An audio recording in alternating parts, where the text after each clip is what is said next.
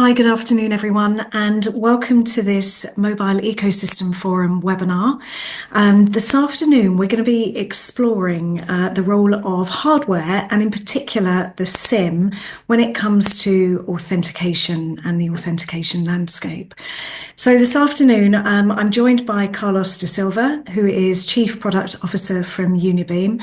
And anyone who has had the pleasure of chatting to Carlos or working with Carlos, you'll know that not only is his knowledge extensive, but actually he brings a really, really interesting perspective when we're talking about identity and trust. And Carlos, before I sort of hand over to you, perhaps you could just give a quick introduction about yourself and Unibeam. Thank you, Claire. Thanks for the kind words. It's a pleasure to be here and get the opportunity to speak about this important topic. So I'm Carlos da Silva. I'm the Chief Product Officer at Unibeam. I moved to Unibeam a few months ago. Unibeam is a company, is a technology company, SaaS providers. We work with MNOs to provide authentication solutions to enterprises for the end users of the enterprises. What's key about us, and you'll see throughout the presentation, is this leveraging this piece of hardware that is the SIM to provide a new era of authentication. Fantastic. Okay, thanks, Carlos. So obviously this afternoon you're going to run through some slides. We're going to have some questions. For anyone that's in the audience that would like to post some questions, please pop it in. There's a Q&A button at the bottom. So pop the question in there. I'll keep an eye out. And we've also got some MEF moderators in the background who are going to help us along with the discussion as well. So, Carlos, let's talk about the SIM then. And are we going back to a world of hardware security? So let's kick off. All right. So let's look at the market we're trying to protect and the new things that are happening in the market. And let's start with this first slide. So, and talking about AI, right? So what's happening with AI and what are the dangerous things that are happening with AI? So on the good side, if you look at video generation, it's fantastic. You can go see the latest Indiana Jones and see Harrison Ford as if he was 40 years younger. So that's great. Or I can quickly and easily send a video to my wife and pretend that I magically transform into Tom Cruise. That's great too. Nothing harmful or too harmful at that point.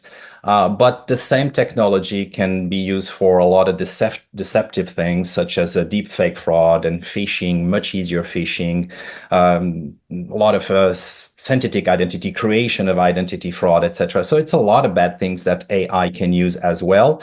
And also, although we are in focus and we hear a lot on the news about the great things that AI can facilitate, fraudsters are very excited about all the bad things that AI can facilitate as well. So let's take a few examples of that. So these are recent postings that probably a lot of the audience has heard, but let's focus on those. So CNN reported, or actually the press in Hong Kong reported that earlier this year, an employee of an international corporation got fooled by a phishing email that led to a video call. And in that video call, there was the UK CFO and a lot of colleagues of that person telling this person that they needed to urgently wire $25 million to this new bank account, which eventually the employee felt absolutely convinced that that was something that he was asked to do by the CFO and ended up doing, except that the CFO and everybody else that was on that video call was fake, was artificially generated by AI, not just the video, but the voice, everything, and dynamically created as they were talking to the employee. So that, again, effectively led to that employee wired this 25 millions. Luckily, they were able to follow the money and find the fraudsters. And that's the interesting point in this news, is that the fraudsters were just a group of 6 people. And when they raided their houses, they found a lot of fake IDs, so traditional fake IDs to impersonate. So what this means is that you can have like a small group of fraudsters. It does not require a lot of tech-savvy technology, etc. Just a small group of fraudsters that were smart enough to use available open source technology to create an impersonation of a video, and not smart enough to make sure that where they are asked to wire the money was not their own bank account, so they could not be traced. So again, the danger here is that this level of fraud is accessible to anyone. It does not require a high level of complexity or technology savvy. Okay, so I guess so from an AI perspective, obviously we hear in the mainstream media that AI is going to take our jobs and all the rest of it. AI is now taking our identity and it's lowering, I guess, the barrier of entry from a fraudster's perspective. Yes, and that's the big problem, is really this lowering the bar Mm. and the cost for fraudsters to try new fraud solutions. And that's really what's scary here. It's not the extent of what it is, the fact that there's been pretending fraud on the phones for a long, long time, but now it's a new level and it's facilitated by AI. It's not just people that get fooled, it's enterprises themselves. On the example below on CAPTCHA, so the Zurich University just demonstrated that with AI, it was extremely easy to fool these CAPTCHAs, like traditionals, point on the bicycles or the red lights that you see in these pictures. That was extremely easy for AI. It was so easy for AI that they had to dumb down AI to make it look like a human. Because as a human, you don't respond right away. You need to look at the picture and think of it. Whereas AI instantly know what's the right answer. So they had to delay the AI response. They also had to make sure that AI got it wrong once in a while because humans get it wrong once in a while. But AI never does it. Never gets it wrong. So it's a real problem because these captchas are not just annoying things for us. They're what enable business to make sure that they don't get overnight 1 million susceptible customers, but they're all bots. You don't know who are the real customers or not. So, and that again is now very, very easy for AI to just pretend you are a human when you're not, you're just a bot. So those are like two examples. One more problematic for an enterprise, 25 millions, but the other one probably equally problematic because you just cannot trust who are the real customers you're having and registering to your website. Yeah. And I think also on that point, it's not just the financial elements to these crimes. There are brand and reputational damages as well. Absolutely. It's all of the above. So that's why CAPTCHAs exist. It's because this was used before and CAPTCHAs work efficiently for a while. There was different variants of CAPTCHAs, but all these variants of CAPTCHAs are now being defeated by AI. So that's a problem. But there's more to it, and we can go on and explaining a bit what other enterprises do. I like this example here from so this is Chema Alonso. He's the Chief Digital Officer at Telefonica Innovation. And you can watch him out on YouTube. He has fantastic videos. In this example here, he's talking about deep vision, which is a technology that Telefonica uses internally. But going back to this example of fraudsters in Hong Kong that were able to fool this employee to wire $25 million. So deep vision is basically trying to detect if the person on the video is the real person or not. And he takes the example of Blade Runner, the movie, where you had replicas, and the point of the movie was to detect the replicas, the humanoid folks that were not really human. And the way to detect them was to trigger emotions, and they were emotionless, and that's how you find them out. So you need to find something to try to win over AI and detect who will be fake. And one way that deep vision does it and Telefonica uses it is by learning the eye blinking pattern of the real people. And then when you see them on video, the AI checks that pattern, the eye blinking pattern, and determines if this is the real person or not. And the blinking pattern varies depending if you're speaking, listening, the intonation, etc. So it's smart enough and trained enough to know that this blinking pattern varies. But just as an example of, you cannot just see somebody on a video and trust that it is that somebody.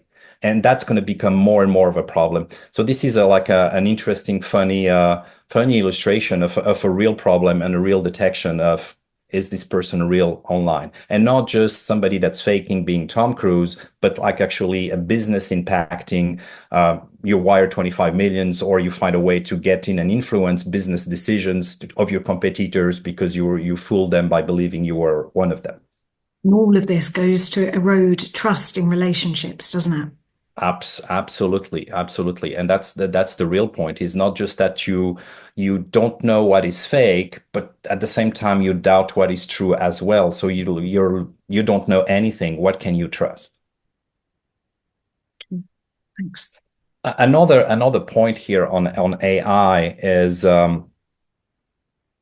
is looking at how AI works and how you can use AI to prevent these things. So, looking at this generative adversarial network, so the concept that Shema uses here is that you have two neural systems that are trained and that are configured to fool each other. So here you have a generator that sends picture to a discriminator, and the discriminator tells him, yeah, you got it right, or no, you got it wrong. And the point of the generator here is to just fool the discriminator to believe that the generator got it right. So to take an example, and Shema uses this, I am going to take it from him because I find it funny. He says, when you're young and you're shown a donkey, nobody explains the specs of a donkey. You see a donkey, you ask what it is, and they say that's a donkey. And then just after you see a cow, and somebody tells you it's a cow, and this is a horse, and this is a dog, and so on and so forth. And that's how eventually, when somebody shows you something else, you say, oh, no, no, no, that's not a donkey. So here is a bit the same game. So you have the discriminator that is trained of saying, this is a horse, this is a whatever, a dog, and basically the donkey is something that is taller than a dog, smaller than a horse, has four legs and pointing ears, and that's it. That's all you know. And the generator is going to send you a lot of pictures, everything he knows, until some point he shows a zebra, and the discriminator is going to say, okay, pointy ears, taller than a dog, shorter than a dog, taller than a dog, yeah, shorter than a horse. That's a donkey. And that's fine until you have to train the discriminator again that no, no, no, no. If it has zebras, it's not a donkey. It's not a donkey. It's something else. What I'm trying to say here is that it's a vicious circle. You train the good AI that's trying to fool the bad AI, but you train the bad AI to not be fooled, and then you train again the good AI to know to bypass it. It's a circle that has no end. And if the AIs have the two AIs, the two neural networks have the same capacities, then you're constantly in a loop of who's right and who's wrong. And that's how they learn to create these generative pictures to a point where, as far as the human is concerned, it is a donkey. It's a picture of a donkey. But as far as AI is concerned, is really a no never-ending circle. Oh, I'm going to go into the wrong direction here. So I to show that unfortunately it's this learning circle and using deceptive AI for other things. It's also not just about video. It can be about something else. So in the first top left example here, we have a Cornell University that demonstrated that they can learn your password that you're typing on your keyboard just by listening of the sound of the keystrokes. And something that we're able to do several years ago already, before AI, was just to listen with your phone, with the two microphones that are on your phone, and based on the distance of the sound to the two microphones and the time of delay, they were able to detect which keystrokes you were typing with an accuracy of 75%. But when they added AI to this, that accuracy went to 95%, and that's just in their thesis, listening to a phone or listening to a Zoom call, to the microphone on a Zoom call on a computer. 95% guessing your password just because you typed it on your keyboard. Now, they have to train the AI model with the sound of a specific keyboard on a specific computer. So that remains kind of a lab exercise of a university. But you could imagine going into a website and the website asking you to type something for whatever reason, you type it. As you type it, the website is listening to these keystrokes and learning what is the sound of every keystroke, because you're typing at the same time. So they know which letter you just typed, and they can associate it to that sound. So they're learning it. Next time you go somewhere else and you type a password, they now just associate the sounds of each key of that password to the letters they learn, and they stole your password.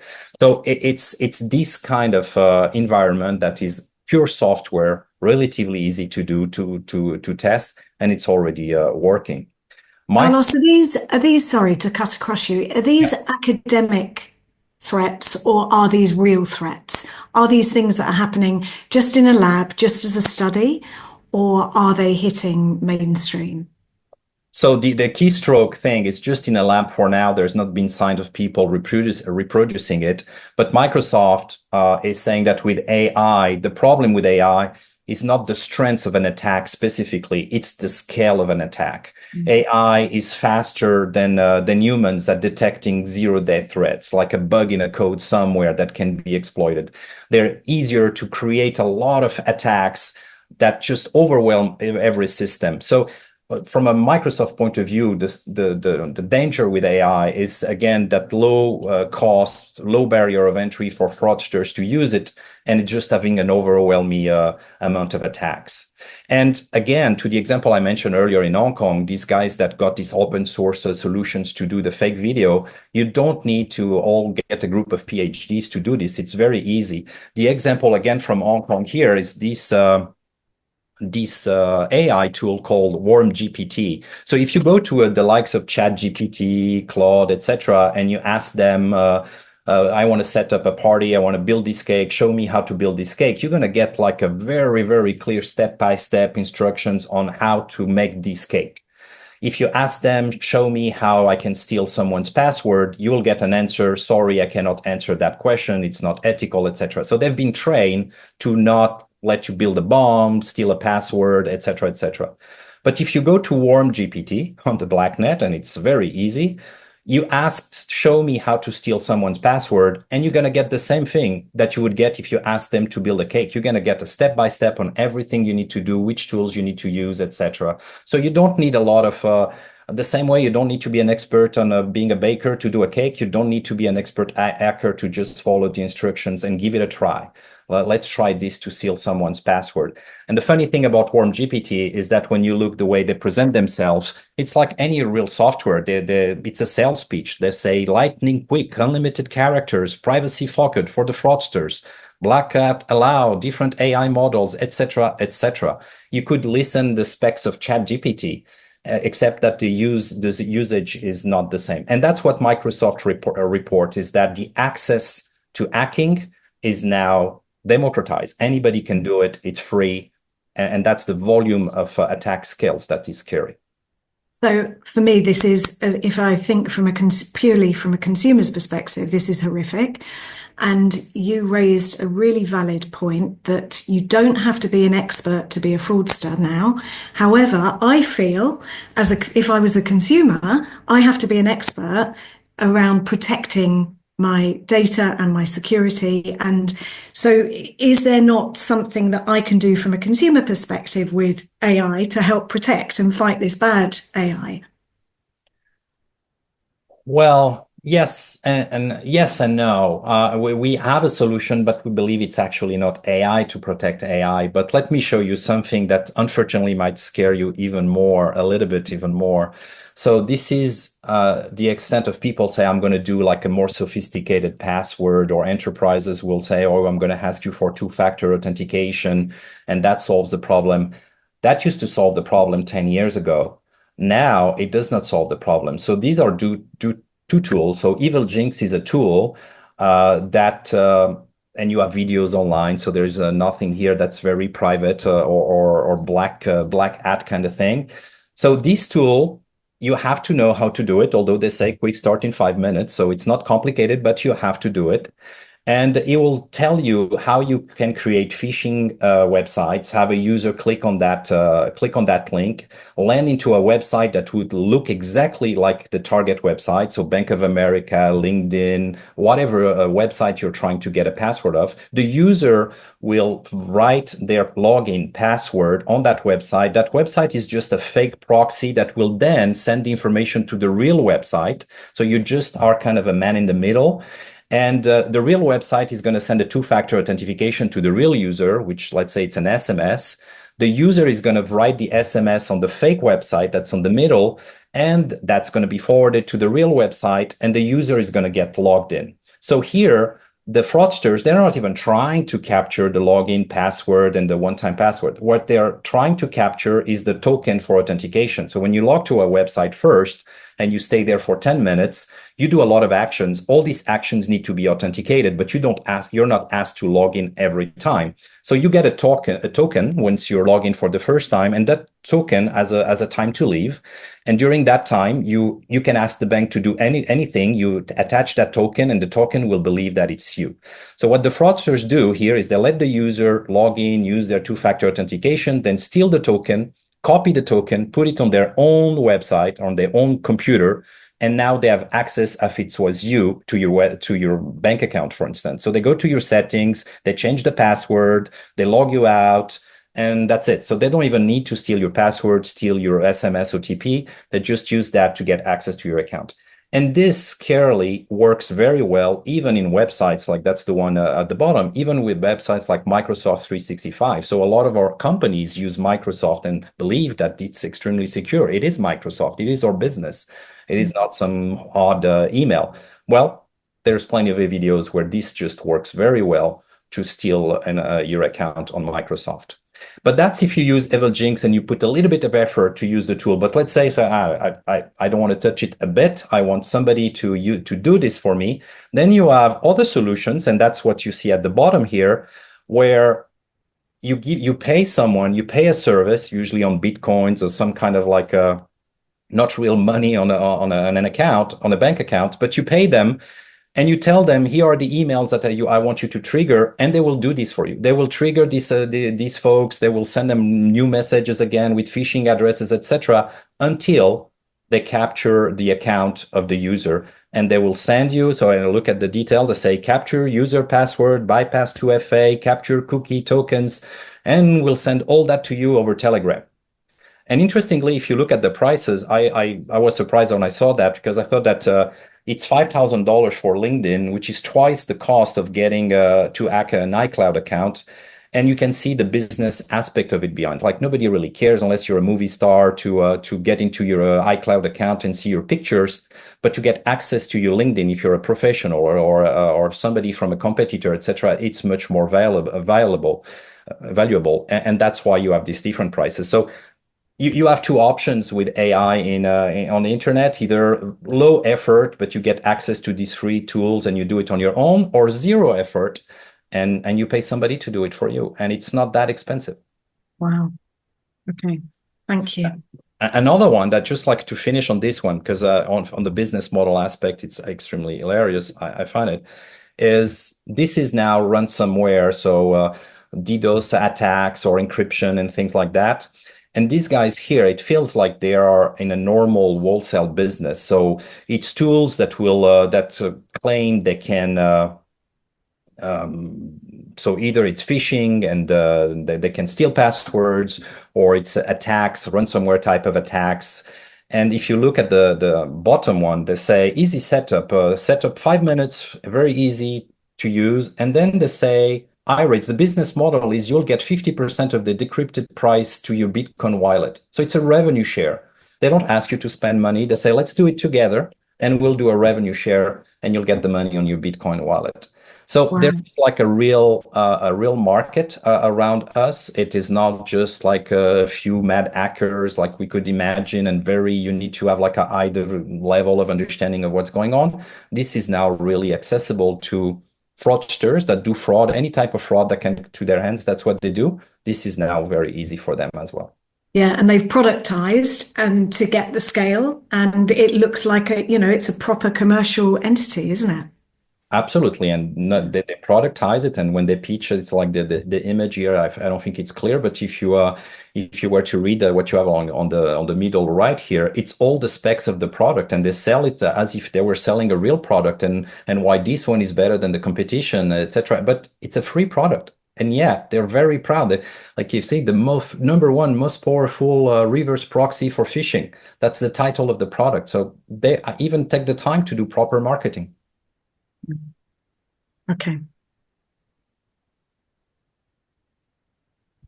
So I think if you look at this, one of the conclusions that we came was like, you can do a lot of bad things with AI. And to your question earlier, can we use AI to stop it?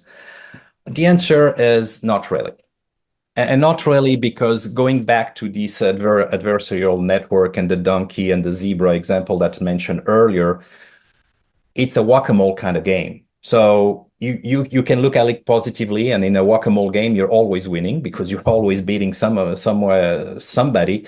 But whether you're behind or ahead, it's just a matter of time. It's never stopped. So combating AI with AI it's a never-ending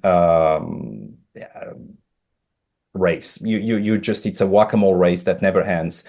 If you're in the business of selling AI tools for security, that's actually good because it's like a perpetual business. You always have a business. It keeps on going. But if you're an enterprise that wants to buy some sort of permanent solution, and nothing is permanent in our world, but at least long-standing, then fighting AI with AI does not seem like the right solution. Okay. All right. So what solutions can we come up with? Well, we looked at passwords, multi-factor authentication, biometrics is the thing we hear a lot, token solutions, OTP, Mobile Connect, which was something operators launched a few years ago. None of that has really curbed fraud as we see it on the internet. We see all these examples. Fraudsters are not saying, "Oh, that's it. We throw the towel. We're done." It's not happening.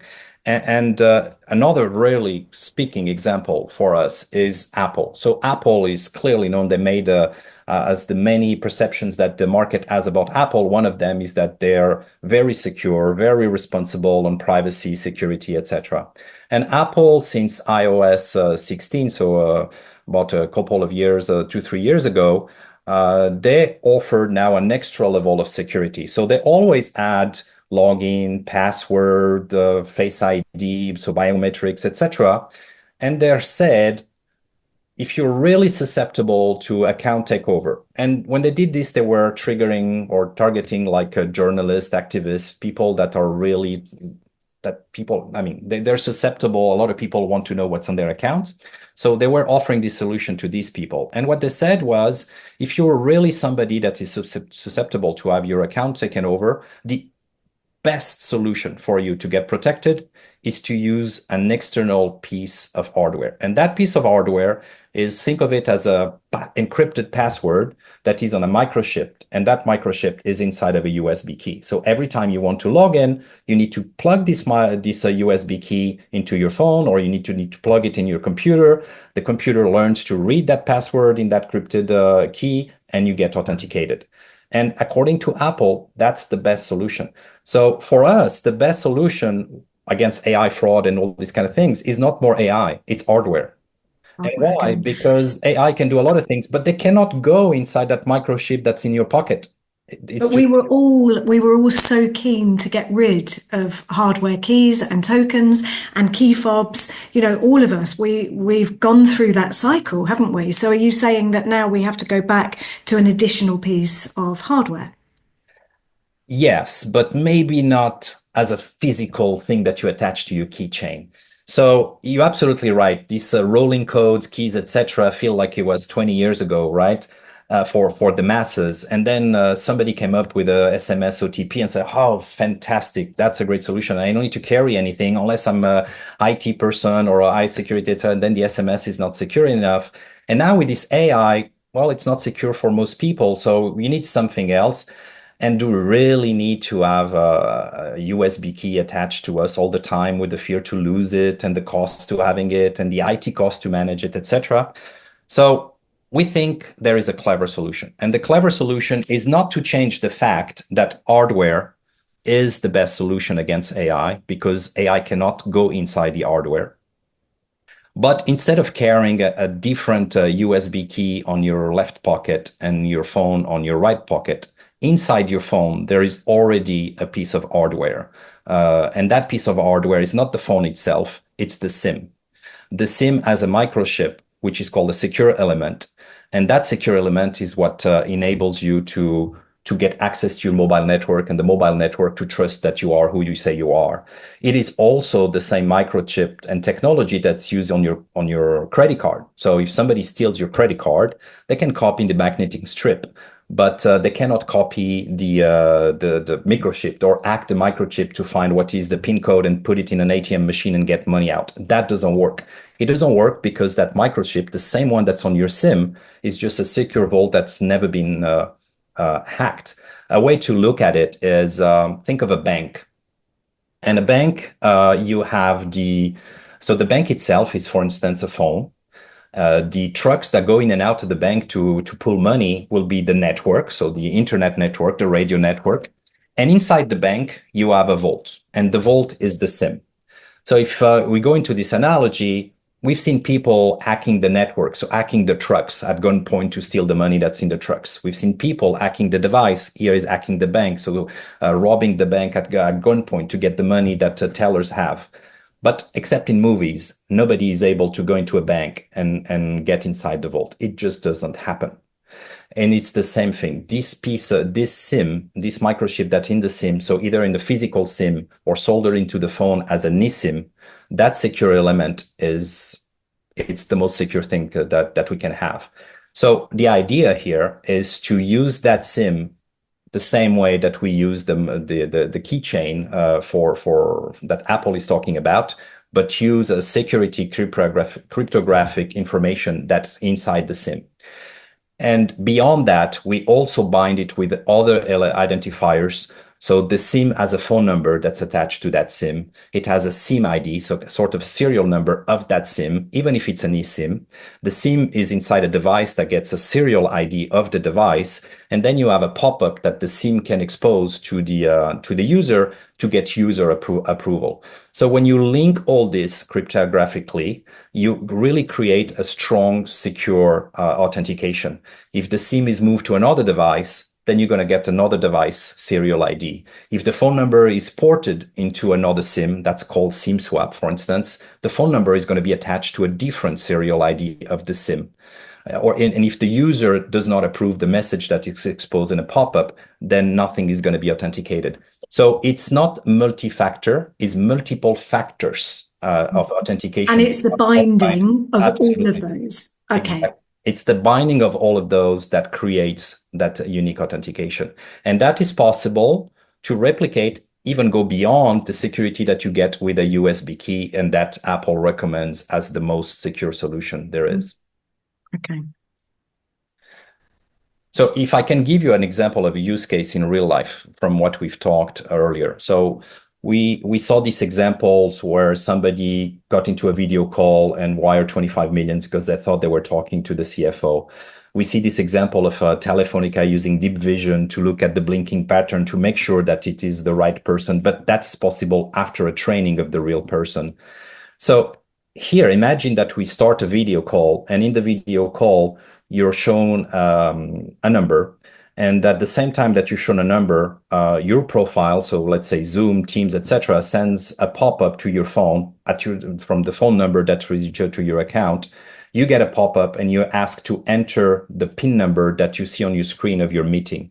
If you're the right person that is at that time in the meeting, then you can type the right number, click OK, and you're authenticated. You are the right person in this meeting. But if somebody is impersonating you, and the Zoom, for instance, sends the message to the right person, but the right person is not on the video call, they're going to say, I'm not, what are you talking about? I'm not in the video call. And even if I wanted to enter the PIN number, I'm not in the call. I don't know what the PIN number is. So it will break that authentication. So anybody that's trying to impersonate somebody and hacking into a video call, that will be detected simply by doing an authentication to an external piece of hardware that AI cannot penetrate and software cannot penetrate either. The other use case is the CAPTCHA that we're saying. So instead of asking somebody how many bicycles and red lights do you see in these pictures, is more to send them an authentication request to their phone with a pop-up that shows on the phone asking the question, add 2 + 4, and the user needs to enter 6, similar to what MEF does actually. as an authentication solution. But in this time here, it's not something that is shown by the OS or an app on your phone, which can be jailbroken. You can have malware either on the phone or on a computer. You can have II listening to the question and answering it quickly. Here, it's something that the SIM exposes on the screen. It bypasses Android, it bypasses iOS. So AI does not have access to what is on the screen. They cannot read the message, they cannot answer on your behalf. So again, a very elegant and easy solution, but it's just like had a piece of hardware to authenticate a flow of software. That's really what the use case would be. Okay. And I just want to ask quickly, because I know time is sort of racing on, but I wanted to ask about this technology, these different elements have existed. So why has this not been pulled together in the way that presumably you are now thinking about it? What's changed? What's changed? Well, what's changed is I don't know. Actually, it's a question that I would ask our CTO and founder because they've created a solution leveraging all these technologies that exist for the last 20 plus years, right? So the SIM and all it's on every phone, etc. I don't know why nobody has thought of using it, but it's there, it's available. It's a trusted, so the SIM is a trusted element. Again, it's the same one that MNOs trust to give you service. It's the same one that banks trust to give you a credit card. The trusted element itself is used as a cryptography, but there is nothing on it. So there is nothing to hack. And SIM swap is not possible. And the beauty of it is that it works on any device, any handset. Like a SIM, whether you're using a 25-year-old Nokia 3310, which doesn't have by design Android or iOS, but it has a SIM. So you can put pop-ups and ask questions through the SIM and a device at 3310. Of course, you can do it on my last iPhone 16 that only has eSIMs in the US. No problem. You can do it on any Android phone as well. And you can also log in when you're connecting through a laptop or a tablet that don't have any SIM themselves, but that will show a pop-up on your mobile device that's next to you. And all that works independently on whether your phone is on 2G, 5G, Wi-Fi. It doesn't matter. It's really thinking of this convenient piece of USB key with cryptographic that you carry with you around your phone. That's the beauty of it. That's available everywhere. In the way we have used it, we have 3 levels of authentication that have no friction or more friction. It really depends on how the enterprises want to use it. So the first one is completely silent and passwordless. So you can get logged into a web service by authenticating your phone on the background with no usage from, no action from the user. The second one is to confirm that login through a message that requires the user to press OK to log in. And what we've noticed here is that a lot of users actually like that, because when you go into a completely silent authentication after spending 20 years of people telling you, oh, you need to use two-factor authentication, put an SMS code, put a rolling code, etc., and suddenly you tell them, no, nothing happens, you click login and suddenly you're logged in. People feel like, wait a minute, have I been hacked? What just happened? Am I still being safe? So there is a need for a cue, a visual cue for the user to feel like they're part of the process. And this one here with a pop-up on your phone that you simply press OK, it's a question in your language, so it's very straightforward, adds value to the authentication and at the same time reassures the user. And the last one is when you want to add another factor, a multi-factor authentication on top of making sure that it's on the right phone, the right SIM, the right user, etc., is asking the user for a secret challenge question. So what is the name of your second cat? And the user has to write down Pinky and press OK. So these levels of multiple levels of authentication can be used if you just get read-only access to your bank amount, then maybe silent authentication is enough. But if you want to wire $10,000 internationally, then maybe they will ask you the pop-up where you need to put the name of your cat. So depends. It's very flexible to let the enterprises use it at will. The one in the middle here with the confirmation for login, it's not just confirmation for you to get access to a website. It can also be used for consent. Do you approve consent to let your phone be used for this authentication? And you press OK. Or it can be for something that has nothing to do with authentication. You're about to jump on a perfectly flying plane with a parachute. Can you confirm again that you consent with the risks, etc.? And you get that on your phone and you provide an authenticated answer to that enterprise.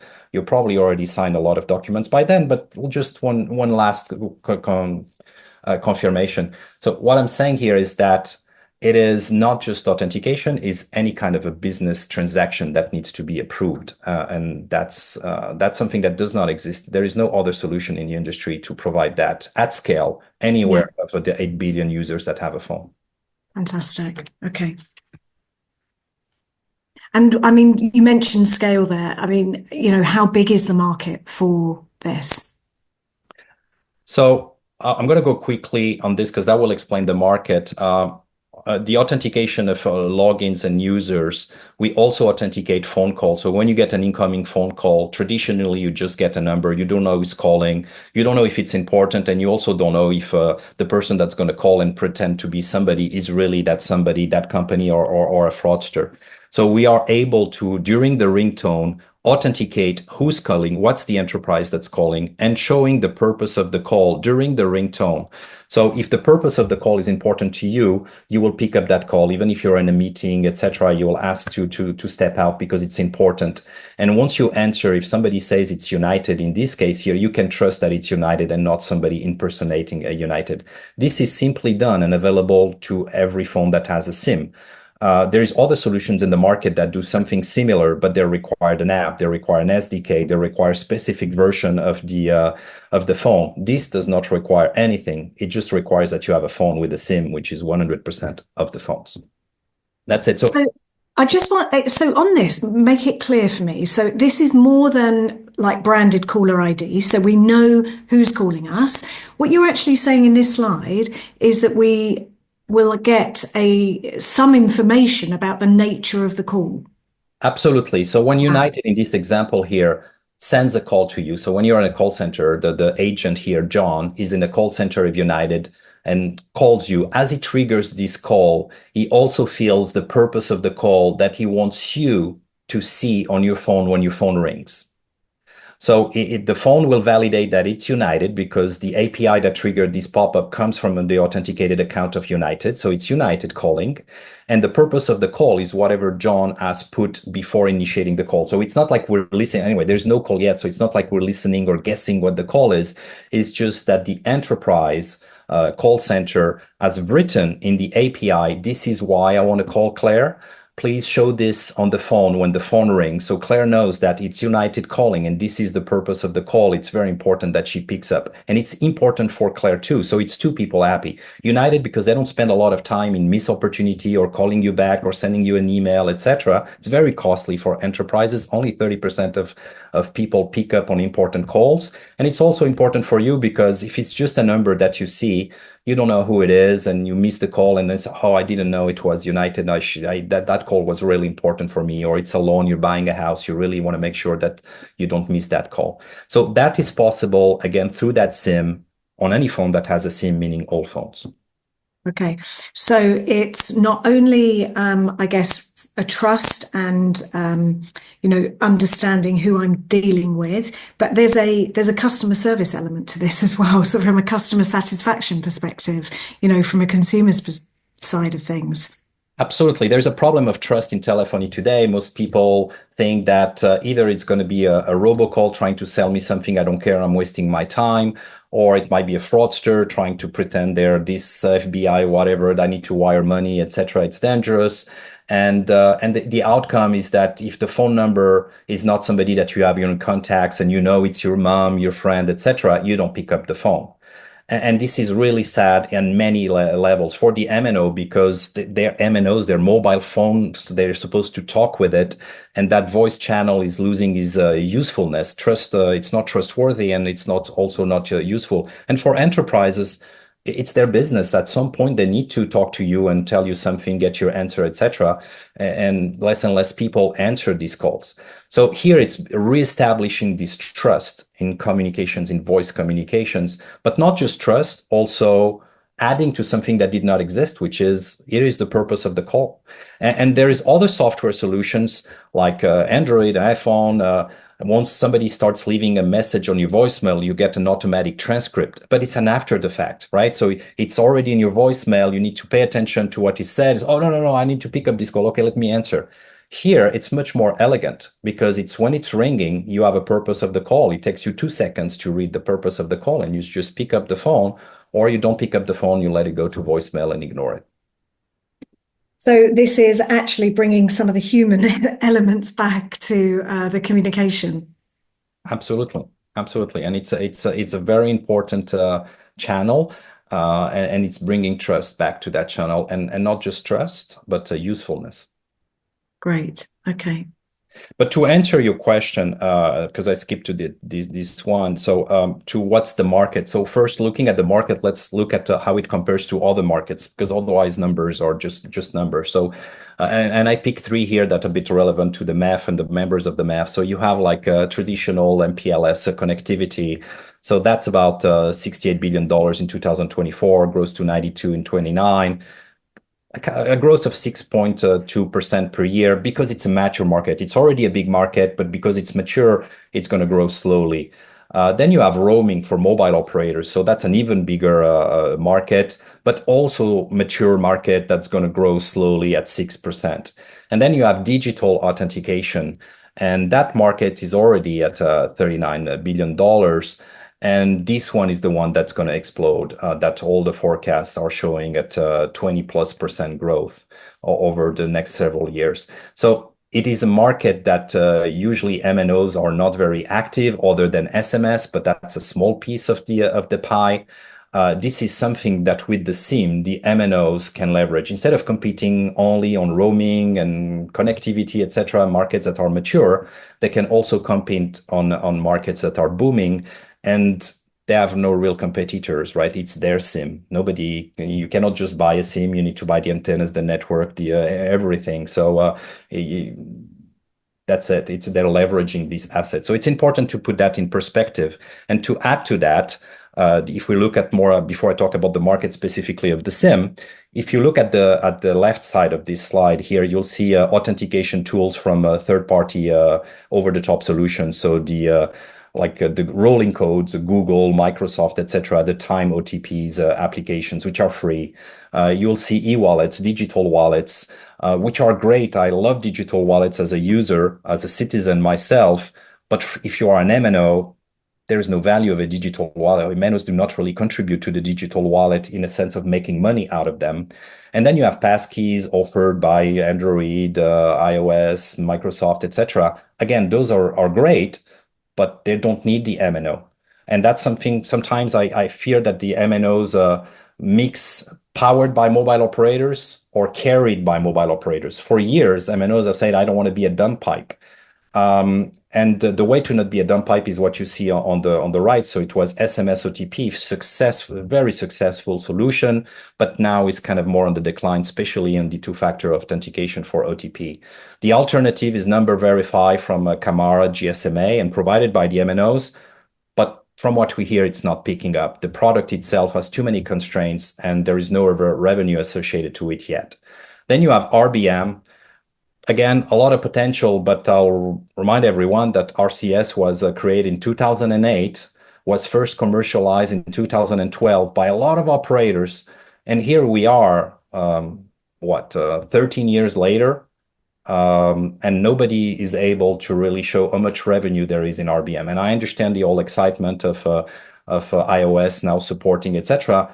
But it is a product that's now become a Google product. It is not an MNO product. It's distributed by the MNOs, but it's not an MNO product. So the real product that really requires the assets of an MNO, where you cannot bypass the MNO, is the SIM. And the SIM enables way more than just authentication. It's silent authentication, obviously, including SIM swap detection. But because of the pop-up, it's also a user-approved authentications with answering this OK to the request. It's any kind of business transaction. Are you sure you consent to jump out of an airplane? Kind of question, any kind of question. But it's also the human versus bot detection example that I mentioned earlier. It's the branded call verifications. There is SIMs in IoT, so you can also use the same model to authenticate the IoT. And one that I didn't really had a chance to talk about because it's not related to AI is the minors usage-based verification. So how to prevent 12 years old to get access to websites where they should not have access. The SIM used by these 12 years old is an elegant solution to enforce these kind of rules. And in the process, it's an elegant solution for MNOs to monetize this asset again. So altogether, we think that the market for all this combined is $180 billion worldwide market by 2029, far bigger than MPLS and roaming combined. Yeah, I mean, those figures are staggering. Right. And this is something that only the MNOs can offer through the SIM. Yeah. So this is really the message. Okay, fantastic. So I have a couple of questions. One around your last point on that around age verification. Obviously, that is just to authenticate, but we know that consumers, young and old, aren't always honest about their age. So behind any authentication, there has to be a way of identifying. How does that all work into this solution? So that we will need another webinar to explain. But let me explain it high level. So it responsibilizes the parent. It's not a big brother thing. It's more a tool to help parents. So it requires that the parents and the applications are mandated to use the solution. So a 12-year-old minor is not going to buy a SIM and pay for it on a monthly basis themselves. So they're given a SIM from their parents. When their parents get that SIM, they register it as a minor. Then the SIM goes inside a phone of the user. And even if the minor uses a tablet or computer, it doesn't matter. It means that the minor most likely, and that's why they're accessing all these websites, etc., is that they have a phone. But they have a phone with a SIM that has been tagged by the parents as the SIM of a minor. Now, let's say that you are a tool, a TikTok tool, or whatever website, and you trigger a pop-up to that number, and you check that the user is using that number. They're not faking to use another number. So they have to answer to the pop-up at that number that they got on their phone. So that's authenticated. They're now using that SIM. They're not using somebody else's SIM. They're using that SIM. The next step for a TikTok to do is that, okay, so you're really using that SIM, and that SIM has been tagged as being a minor. I cannot let you get account and register an account with this information. And that's as simple as that. So it's everything here needs to be simple because it needs to be cost effective to scale. If it's too complex, there will be many reasons to not use it. So the flow is very simple. Again, parents tag a SIM. It's their responsibility as parents, not just their responsibility, but their choice for a lot of parents to tag it as a minor. And then it's the responsibility of the apps to check the SIM that a minor is trying to create an account and use an account with, and then identify that SIM is being tagged as a minor. Simple as that. I think you are right. This could be a whole webinar of its own. So we'll park the age verification stuff. We do have a question that's come in on the Q&A. Which is basically, are you seeing the targets change and are fraudsters starting to attack the long tail of average people as a result of these more sophisticated fraud solutions becoming more widely available at low cost? And I think from what you shared with us at the beginning, this is absolutely right. Yes, the target for fraud is changing. Yeah, and it's a volumes game. So the fraudsters. The fraud problems is not like very sophisticated hackers narrowing down into one person and trying to hack that person. That's not the main fraud today, the financial fraud, identity fraud. That's not that. The main fraud is really volume based. And just try it it's cheap at scale. You don't need to do it. An AI bot will do it for you. And if you get 1% of people that fall for it, that's enough. What we find out is that this 1% of people that fall for it, although there's people of all levels and all savviness on technology, it's a lot of people that don't, not that they're not tech savvy, but they don't really care. They probably didn't implement biometrics, for instance, or don't really pay attention and might fall for a phishing link, etc., etc. So unfortunately, the people that should be the least defrauded, because probably the ones that don't have a lot of money to start with, etc., are often the ones that fall for these kind of tools, or all the phones that might not even have biometrics and things like that. And that's a problem. But I think that fraudsters are not even really targeting a different population. They're just spreading a wide net that doesn't cost them a lot of money and just see what comes in that net. It's a numbers game. That's it. Numbers game, absolutely. Okay. Yeah. All right, Carlos, really interesting. Thank you very much. I think, I asked earlier about the why hasn't this been done before? And I think the wraparound that you described, the binding of all of these different elements. So the technology has been around for a while, but actually it's pulling it all together and making, the different bits reliant. So there's not a way through existing tech. Absolutely. Okay, super. All right. Thank you so much, Carlos. I look forward to seeing us develop more narrative, and maybe we will revisit one around age verification. Perfect. Thank you. It's been a pleasure, Claire. Thanks a lot. Thanks, Carlos. And for everyone, I put my email here. If you have any questions, feel free to reach out. Absolutely. Thank you. Thank you.